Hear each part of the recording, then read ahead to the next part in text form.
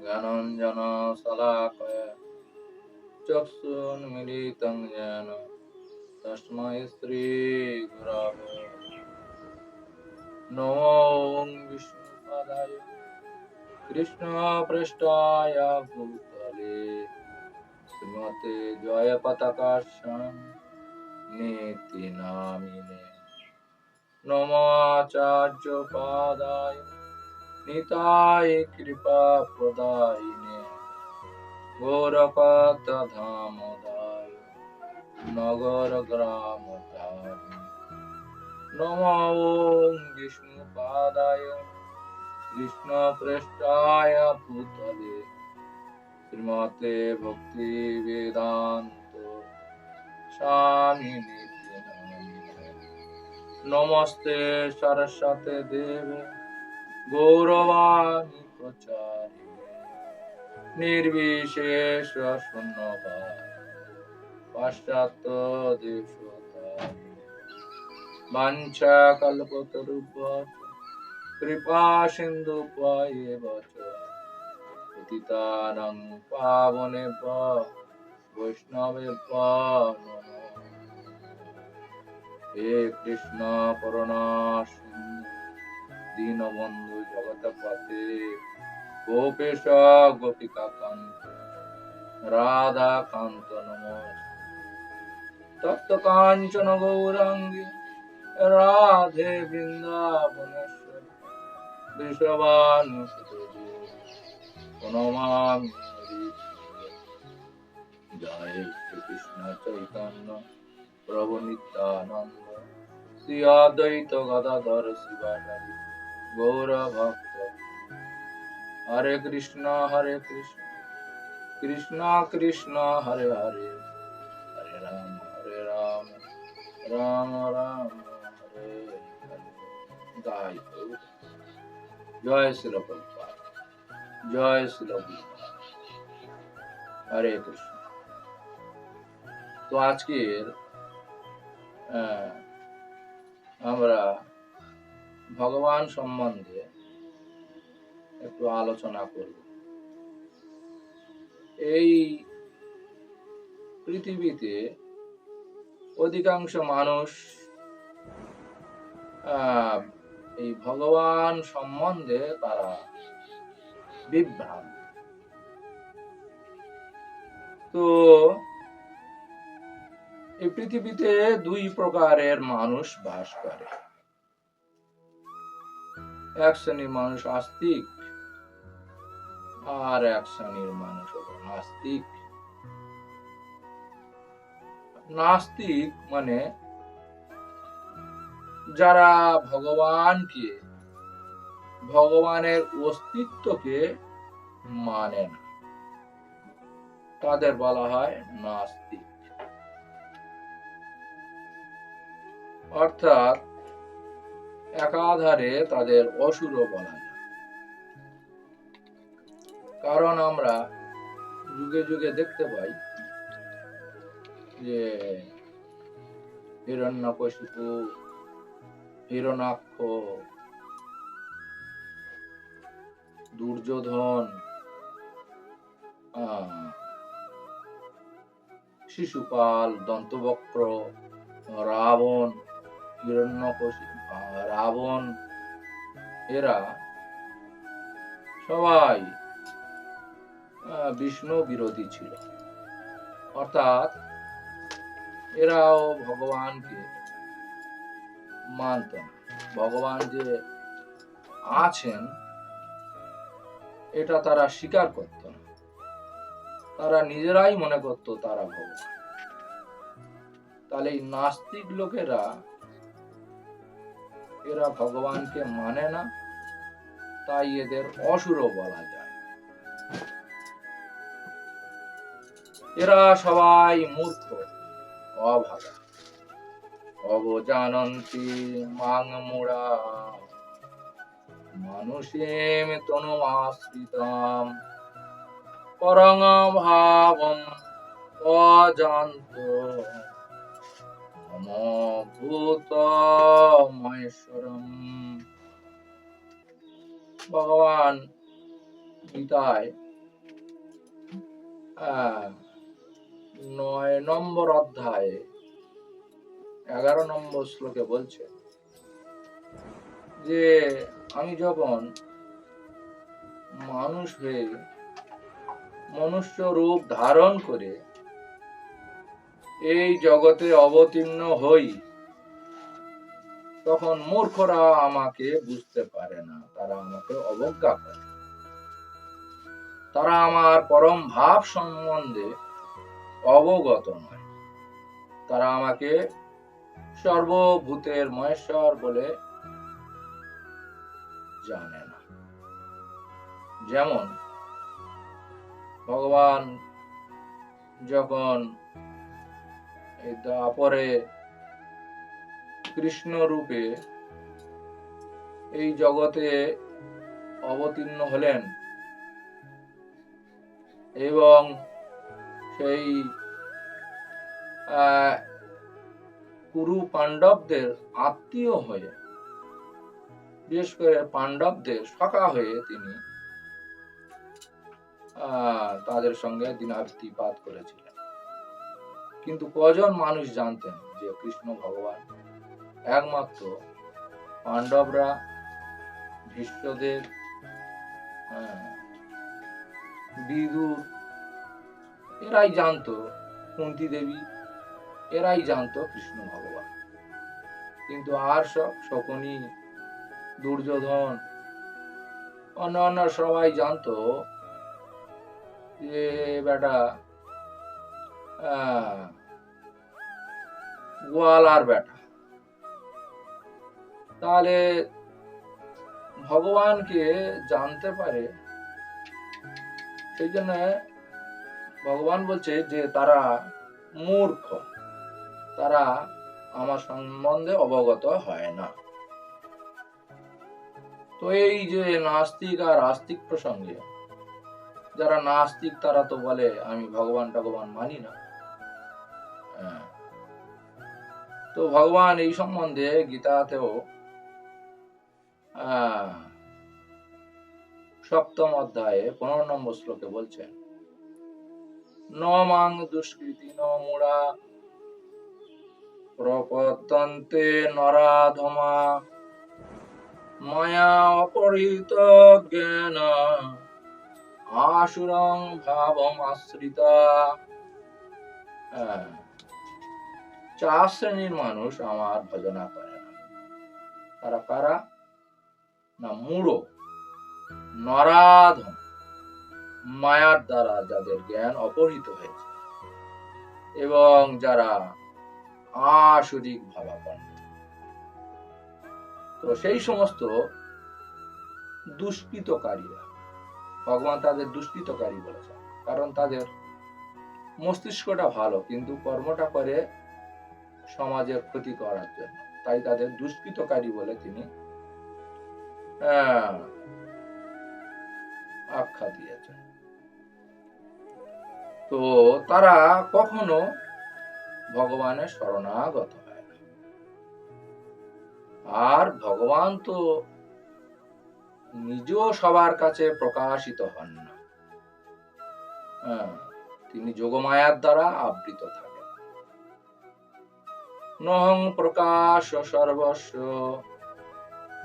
যোগমায়া সমাবৃত। ভগবান যদি কৃপা করে আপনাকে দর্শন দেন, তবে আপনি দর্শন করতে পারবেন। যেমন সূর্যকে দেখতে গেলে সূর্যের কিরণ যদি পড়ে, সেই কিরণের দ্বারা আমরা সূর্যকে দর্শন করি। তো নাহলে আমরা কিন্তু অন্য কোনো কৃত্রিম ভাবে সূর্যকে দর্শন করতে পারি না। এই জন্য বলা হচ্ছে যে ঈশ্বরের কৃপালয়ে হয়তো যাহারে, সেই তো ঈশ্বর তত্ত্ব জানিবারে পারে। তো ঈশ্বরের কৃপা ছাড়া ঈশ্বরকে কখনো জানা যায় না। তো তো এইভাবে আমরা দেখছি যারা নাস্তিক তারা ভগবানকে মানে না, কিন্তু প্রকৃতপক্ষে তারা হলো ভ্রান্ত মানুষ। কারণ এই দুর্লভ মনুষ্য জন্ম লাভ করে বহু কোটি জন্ম অতিবাহিত করে এই যে জন্মের দ্বারা ভগবানের কাছে যাওয়া যাবে, সেই দুর্লভ জন্ম অর্থাৎ মনুষ্য জন্ম লাভ করে যদি আমরা ভগবানকে জানতে না পারি, তো আমাদের মতো হতভাগা আর কে বা আছে। তো এই নাস্তিকতা প্রসঙ্গে তারা ভগবানকে তো একদম মানে না, এই সম্বন্ধে তারা তো একেবারে হাত দিয়ে ফেলেছে। কিন্তু আরেক শ্রেণীর যে আস্তিক, বললাম যে নাস্তিক আর আস্তিক। আস্তিক মানে তারা ভগবানকে মানে। হ্যাঁ, তো এই আস্তিক যারা, এরা আবার দুই ভাগ বিভক্ত, একটা হলো সাকার, একটা হলো নিরাকার। একদল হলো সাকার, একদল হলো নিরাকার। সাকার মানে তারা ভগবান আছেন, ভগবানের একটা নির্দিষ্ট রূপ আছেন, ভগবান যে দ্বিভুজ, মুরলীধরন, শ্যামসুন্দর, এটাকে তারা মানে। আর নিরাকার তারা বলেন যে ভগবান আছেন, কিন্তু ভগবানের কোনো আকার নাই, ভগবান নিরাকার। তো ভগবানের অস্তিত্বটাকে মানে, কিন্তু ভগবানের রূপ, গুণ, লীলা, পরিকর এটা তারা মানে না। তাই তাদের বলা হয় নিরাকারবাদী। তারা নির্বিশেষ ব্রহ্মের উপাসনা করে। তারা নিরাকারের ধ্যান করে, শূন্যের ধ্যান করে। যেহেতু তারা ঈশ্বরের অস্তিত্ব মানে না, তারা বলে নিরাকার ব্রহ্ম থেকে সবকিছু এসেছে। এমনকি শ্রীকৃষ্ণ, রাম, নারায়ণ সকলেই তারা নিরাকার ব্রহ্ম থেকে সাকার রূপ ধারণ করেছে। কিন্তু এই তাদের যুক্তিতে জল ঢেলে দিলেন ভগবান স্বয়ং। তিনি গীতায় 7ম অধ্যায়ে 24 নম্বর শ্লোকে বলছেন, অব্যক্তম ব্যক্তিম আপন্নম মন্যতে মাম অবুদ্ধয় পরম ভাবম অজান্ত মম অব্যয় অনুত্তমম। যারা বুদ্ধিহীন, নির্বোধ, তারা আমাকে জানে না। তারা মনে করে যে আমি পূর্বে অব্যক্ত ছিলাম, এখন ব্যক্তিত্ব পরিগ্রহ করেছি। তাদের অজ্ঞতার ফলে তারা আমার অব্যয় সর্বোত্তম পরম ভাব সম্বন্ধে অবগত নয়। তাহলে তারা যে যুক্তিটা দিলেন যে নিরাকার থেকে এই সাকার এসেছে, তো ভগবান এখানে সেটা তাদেরকে নির্বোধ, বুদ্ধিহীন বলে তাদেরকে কটূক্তি করলেন। কিন্তু এই যে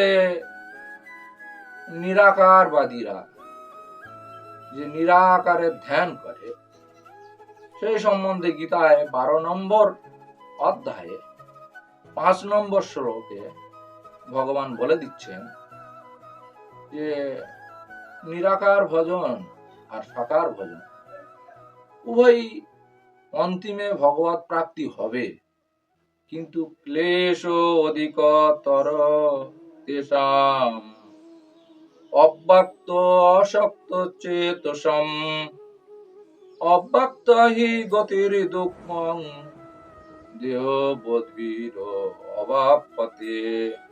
যাদের মন ভগবানের অব্যক্ত নির্বিশেষ রূপের প্রতি আসক্ত তাদের ক্লেশ অধিকতর, কারণ অব্যক্ত উপাসনার ফলে দেহধারী জীবের কেবল দুঃখই হয়। তাহলে ভগবান এখানে পরিষ্কার বলে দিলেন যে সাকার আর নিরাকার ভজনার মধ্যে শ্রেষ্ঠ ভজন কোনটা। নিরাকারবাদীরা তাদের যে যুক্তি তর্ক দিয়ে তারা ভগবানকে স্বীকার করে, তার রূপ তার গুণকে স্বীকার করে না, ভগবানকে স্বীকার করে।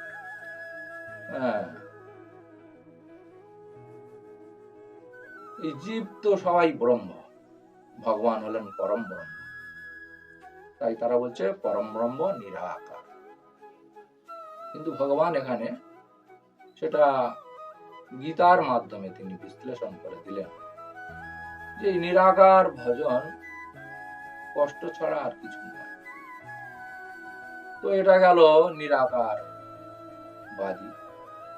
আর এই সাকারবাদী যারা, তারা ভগবানের অস্তিত্ব মানে ভগবান আছেন, ভগবানের একটা নির্দিষ্ট রূপ আছে, তার গুণ আছে, তার লীলা আছে, পরিকর আছে, তারা সবকিছুই মানে। কিন্তু কে যে ভগবান, ভগবানকে এটা তারা জানে। আর এটা না জানার ফলে তারা এই ভগবান শব্দটা যেখানে সেখানে ব্যবহার করে। কখনো বলে পিতামাতা ভগবান, কখনো বলে দেবদেবীরা ভগবান, কখনো কোনো যোগীকে ভগবান বলে, কখনো কোনো বাবা তাকেও ভগবান বলে। তাহলে প্রকৃত ভগবান কে এটা তারা জানে না। আর এইটা না জানার ফলে এই ভগবান শব্দটা যার তার প্রতি ব্যবহার করার ফলে নাম অপরাধ হয়ে যায়। আর এই নাম অপরাধে তারা ভগবানের চরণে অপরাধী হয়ে যায়। তো সাকারবাদীরা এইভাবে নিরাকারবাদী বা নাস্তিকদের থেকে আরো বেশি ভগবানের চরণে অপরাধী হয়ে যাচ্ছে। তো এইবারে আমাদের জানতে হবে তাহলে ভগবান কি। এটা না জানলে আমরা এই যাকে তাকে আমরা ভগবান বলে আমরা অভিহিত করব। তাই ভগবান সম্বন্ধে জানার পূর্বে বা জানার চেষ্টা করার পূর্বে আমাদের জানতে হবে ভগবান সম্পর্কে আমরা কোথা থেকে জানতে পারব। কারণ আমরা তো যেমন ভৌগোলিক তত্ত্ব জানতে গেলে আমাদের ভূগোল পড়তে হয়, এই দেহের চিকিৎসা সংক্রান্ত কিছু জানতে গেলে আমাদের চিকিৎসা শাস্ত্র পড়তে হয়। সেই রকম ভগবানকে জানতে গেলে আমাদের শাস্ত্রের উপর নির্ভর করতে হবে। শাস্ত্র যেটাই বলছে সেটাই হলো চরম সিদ্ধান্ত। তো অর্থাৎ ভগবানকে জানতে গেলে আপনার বেদ শাস্ত্রের উপরে নির্ভর করতে হবে। তাই বলা হয়েছে শ্রুতি স্মৃতি পুরাণ আদি পঞ্চরাত্র বিধিবিনা ঐকান্তিকি হরিভক্তি উৎপাতৈব কল্পতে। শ্রুতিশাস্ত্র, স্মৃতিশাস্ত্র, নারদ পঞ্চরাত্র, এগুলোই বলে দেবে। এইসব শাস্ত্র থেকে আমরা জানতে পারবো ভগবান কে। তো এই শাস্ত্র সম্বন্ধে আমাদের জানতে গেলে আমাদের তাহলে সেই শাস্ত্র যারা সেই তত্ত্ববিদ তাদেরকে শরণাগত হতে হবে। অর্থাৎ মহান মহান ভক্তরা তারা যেভাবে শাস্ত্র অনুযায়ী ভগবানের ব্যাখ্যা দিয়েছে সেইটা আমাদের জানা একান্ত কর্তব্য। নাহলে কিন্তু আমাদের এই হরিভক্তিটা বা ভগবানের উপর যে ভক্তিটা, এটা উৎপাতের কারণ হবে। তো ভগবান কে এইটা জানার আগে আমাদের জানতে হবে ভগবান শব্দের অর্থটা কি। এই জগতে অনেক মানুষ নিজ নিজ তাদের রুচি উপলব্ধি অনুসারে তারা ভগবানের উপাসনা করে, আবার অনেকে তারা শাস্ত্রসম্মত ভাবে তারা ভগবানের উপাসনা করে। কিন্তু যারা এই নিজের রুচি অনুযায়ী ভগবত ভজন করে তারা কিন্তু ভগবান শব্দের অর্থটা জানে না। তো এটা আমাদের এই অজ্ঞতাটা দূর করার জন্য শ্রীল পরাশর মুনি আমাদের ভগবান সম্বন্ধে যে বর্ণনা দিয়েছেন সেটাই আমাদের জানা একান্ত কর্তব্য। ভগ মানে হলো ঐশ্বর্য, বান মানে হলো অধিকারী। তাহলে ঐশ্বর্যের যিনি অধিকারী তিনি ভগবান। এই জগতে মানুষ যার ধন আছে আমরা তাকে বলি ধনবান, যার জ্ঞান আছে আমরা তাকে বলি জ্ঞানবান, যার রূপ আছে আমরা তাকে বলি রূপবান, কিন্তু যার ভগ আছে তিনি হলেন ভগবান। তাহলে ভগ কথার অর্থ কি বললাম? ঐশ্বর্য, যার ঐশ্বর্য আছে। তো একটা আড্ডা নয়, ছটা ঐশ্বর্য যার মধ্যে আছে তিনি হলেন ভগবান। তাই এখানে পরাশর মুনি ভগবান শব্দের সংজ্ঞা নির্ণয় করতে তিনি বলেছেন ঐশ্বর্যস্য সমগ্রস্য বীর্যস্য যশস্য শ্রিয় জ্ঞান বৈরাগ্য চ এব জন্মং ভগ ইতি গণা। যার মধ্যে 6টা গুণ পূর্ণ মাত্রায় আছে তিনি ভগবান। তো এই 6টা গুণ এই শ্লোকের মধ্যে ব্যক্ত করা হয়েছে। সমগ্র ঐশ্বর্য, সমগ্র বীর্য, সমগ্র যশ, সমগ্র শ্রী, সমগ্র জ্ঞান, সমগ্র বৈরাগ্য। অর্থাৎ এই 6টা গুণ যার মধ্যে আছে তিনি হলেন ভগবান।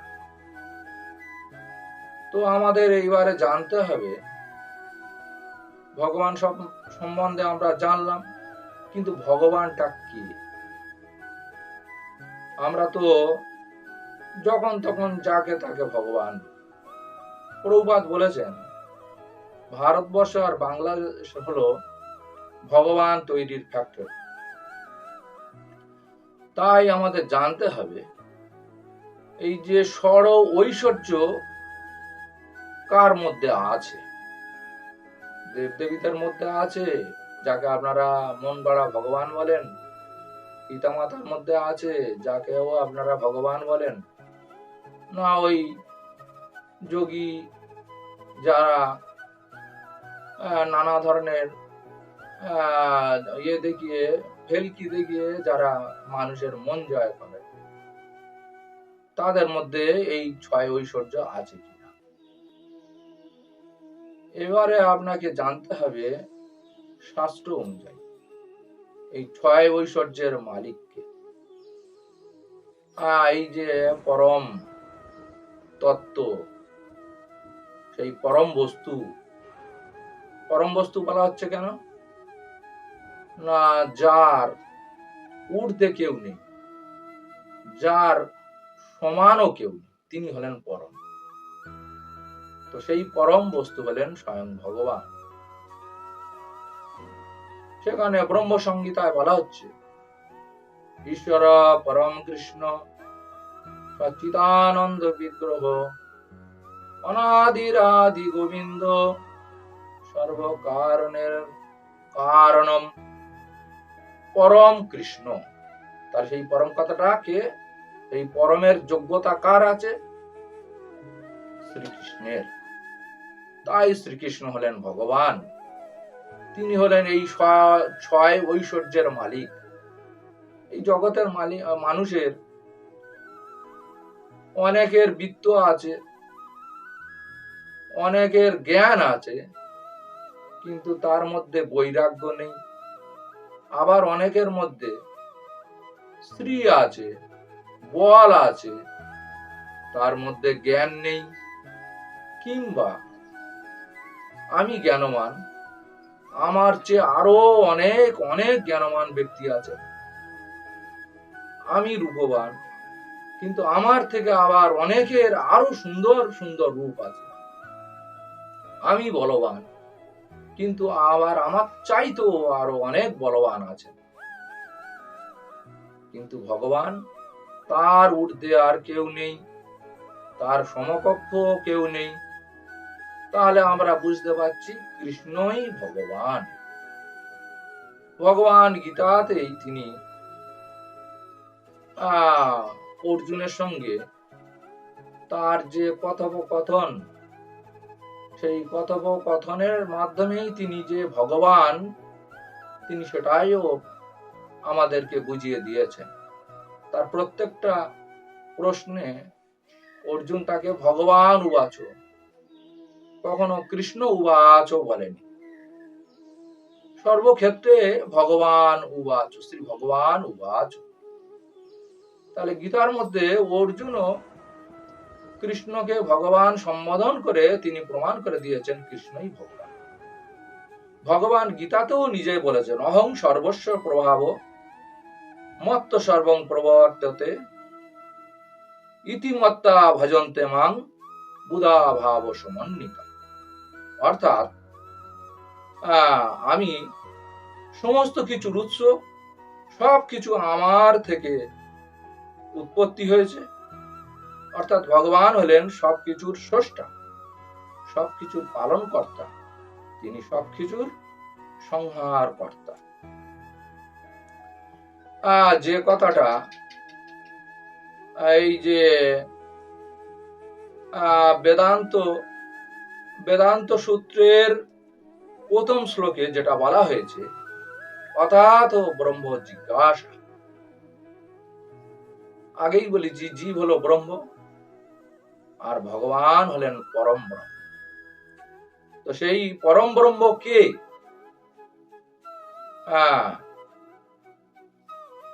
তার আবার সেই দ্বিতীয় শ্লোকে সেইটা ব্যাখ্যা করা হয়েছে। জন্ম আদি অশ্ব যত অন্যায়াত ইতর অভিজ্ঞ সরাট। জন্ম আদি অশ্ব যত অন্যায়াত ইতর অর্থেষু অভিজ্ঞ সরাট। অর্থাৎ এই জগতে যা কিছু দৃশ্যমান, এই যে অনন্ত কোটি ব্রহ্মাণ্ড, সবকিছুই তার থেকে সৃষ্টি স্থিতি প্রলয়। তাই তিনি হলেন পরম ব্রহ্ম ভগবান। সেই পরম ব্রহ্ম ভগবান হলেন অনাদির আদি গোবিন্দ, সর্বকারণের পরম কারণ। তাহলে এইভাবে আমরা জানতে পারছি ভগবান কে? তাহলে স্বয়ং শ্রীকৃষ্ণই তিনি হলেন ভগবান। এটাই হলো শাস্ত্রসম্মত সিদ্ধান্ত। তো আমরা সেই সিদ্ধান্তকে এগিয়ে নিয়ে গিয়ে তারই প্রেমময়ী সেবায় যুক্ত হব। হরে কৃষ্ণ কৃষ্ণ কৃষ্ণ হরে হরে, হরে রাম রাম রাম হরে হরে। জয় শ্রীল প্রভুপাদ, জয় শ্রীল গুরু মহারাজ। সবাই ভালো থাকবেন, সুন্দর থাকবেন। নিতাই গৌর সীতানাথ প্রেমানন্দে হরি হরি। বাঞ্ছা কল্পতরুভ্যশ্চ কৃপা সিন্ধুভ্য এব চ পতিতানাং পাবনেভ্যো বৈষ্ণবেভ্যো নমঃ। অনন্ত কোটি বৈষ্ণববৃন্দ, নিতাই গৌর সীতানাথ প্রেমানন্দে হরি।